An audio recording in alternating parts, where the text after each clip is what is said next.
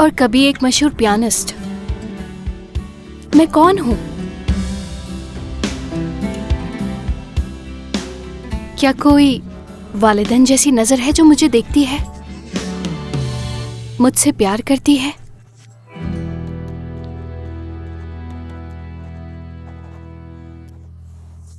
फरहत को ख्वाब में देखा। क्या करते हुए? गाड़ी चुराते हुए?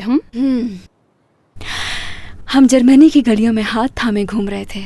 उसने मुझे रोका, मेरी आंखों में देखता रहा, जैसे मोहब्बत का इजहार कर रहा हो। भूल जाओ, ये नामुमकिन है। हम बस ख्वाब ही देख सकते हैं, वहां जा नहीं सकते। ख्वाब सच भी तो हो सकते हैं। सुबह सुबह फजूल बातें शुरू करती हैं। तुम ये क्या लिख रही हो? अनम छोड़ दो इसे। अगर तुमने इसे हाथ लगाया तो लिख मार रही थी डालूंगी तुम्हें। अरे ऐसा क्या लिखी है जो मैं नहीं पढ़ सकती? सबर सबर, रुको, पढ़ने दो मुझे। देखो तो सही, मेरी दोस्त ने